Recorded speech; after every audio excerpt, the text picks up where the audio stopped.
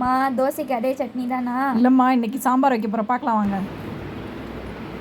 அப்படியேப்பா, சாம்பார் எப்படி இருக்குது? இன்ஸ்டண்ட்டாக வச்ச சாம்பார் எப்படி இருக்குது? அருமை, செம்மையாக இருக்கா? சரி, இந்த மாதிரி சாம்பார் நான் எப்படி வச்சேன்னு சொல்கிறேன்ப்பா, வாங்க பார்க்கலாம். செம்ம டேஸ்ட்டா? சரி சரி, ரொம்ப தேங்க்ஸ். அப்படி எப்படிமா இருக்குது சாம்பார்? நல்லா இருக்கா? இது என்னோடய ஓன் ப்ரிப்ரேஷன். நம்ம வந்து இன்றைக்கி உடனடி சாம்பார் ஒன்று வைக்க போகிறோம். சூப்பராக இருக்கும், இட்லிக்கு தோசைக்கு செம்மையாக இருக்கும். இது எல்லாமே ஒரு 2-3 ஸ்பூன் அளவுக்கு எண்ணெய் ஊற்றிருக்கேன் நான்.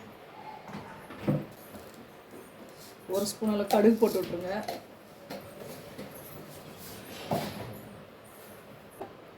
ஒரு அரை மூடி தேங்காயும் 1 ஸ்பூன் அளவுக்கு பொட்டுக்கடலையும்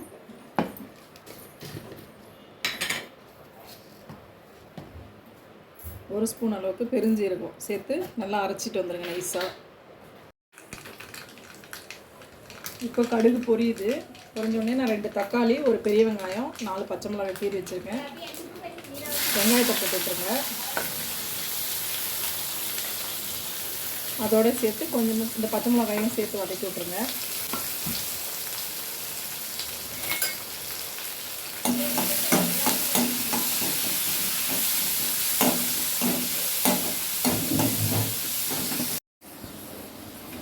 இப்போ இது நல்லா வதங்கிடுச்சு. இப்போ நம்ம தக்காளி இதோடு சேர்த்துக்கலாம். இப்போ உப்பு சேர்த்துக்கோங்க, தக்காளி சீக்கிரம் நல்லா வதங்கிடும்.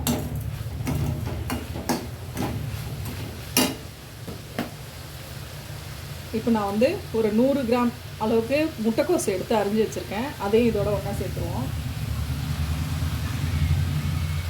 ரஃப்பாக அரிஞ்சிக்கலாம் நீங்கள், இல்லை பொடி பொடியாக வேணால் கூட அரிஞ்சிக்கலாம்.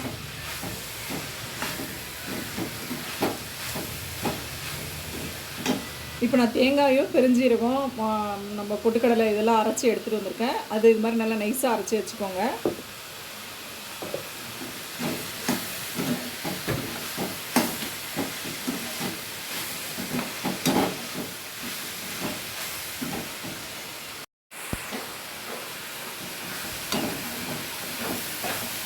நல்லா இப்படி வதக்கி விட்டுருங்க.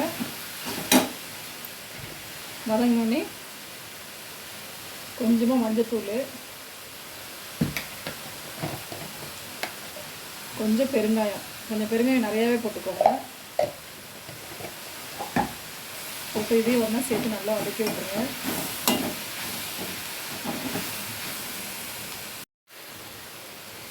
கொஞ்சம் கருவேப்பிலை சேர்த்துக்கோங்க.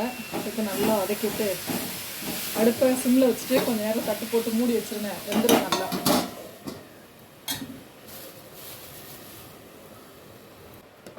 இப்போ கொஞ்சமாக மிளகாத்தூள், வீட்டில் அரைக்கிற சாம்பார் தூள்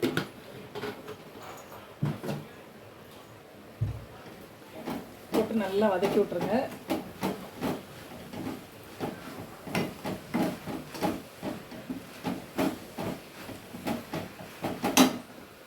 இப்போ நம்ம அரைச்சி வச்சுருக்க விழுது அதையும் ஒன்றா சேர்த்து வதக்கி விட்டு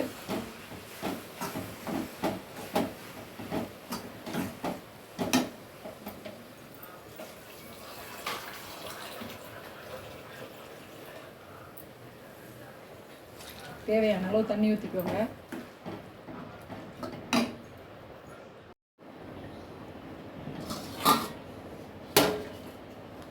இப்போ போதுமான அளவு தண்ணி ஊற்றிட்டு உப்பு காரம் எல்லாம் போதுமானு பார்த்துட்டு இப்போ ஒரு தட்டு போட்டு இது மாதிரி மூடி வச்சுருங்க. கொஞ்ச நேரத்தில் நம்ம தக்காளி வெங்காயம் முட்டைக்கோசு இதில் வெந்து வந்திருக்கோம். இப்போ வந்து நான் 1 ஸ்பூன் அளவுக்கு கடல மாவு எடுக்கிறேன். எடுத்துகிட்டு நல்லா ஒரு அரை கிளாஸ் அளவுக்கு தண்ணி ஊற்றி நல்லா கரைச்சிக்கோங்க, கட்டி இல்லாமல்.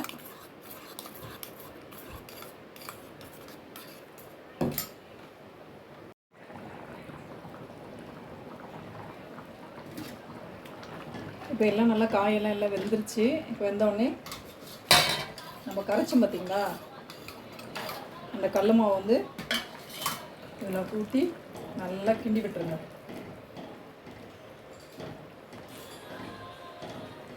சாம்பார் வந்து அப்படியே நம்ம பருப்பு இல்லாமல் சூப்பராக இருக்கும் இந்த சாம்பார்.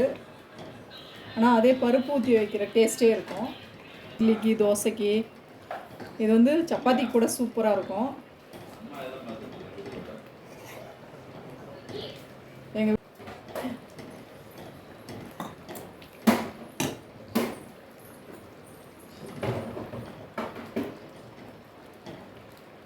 இப்போ கொஞ்ச நேரம் சிம்மில் வச்சுட்டு ஒரு 2 நிமிஷம் கழித்து அடுப்பு ஆஃப் பண்ணிடலாம். அதுக்கு முன்னே கொஞ்சமாக கருவேப்பிலை, கொத்தமல்லி தழை, புதினா இதெல்லாம் போட்டு 2 நிமிஷம் கழித்து அடுப்பு ஆஃப் பண்ணிவிடுங்க.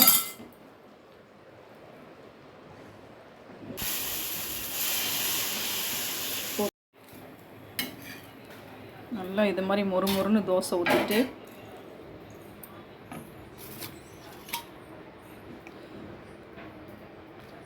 இன்ஸ்டண்ட்டாக வைக்கிற இந்த சாம்பார் வச்சு கொஞ்சம் தேங்காய் சட்னி வச்சு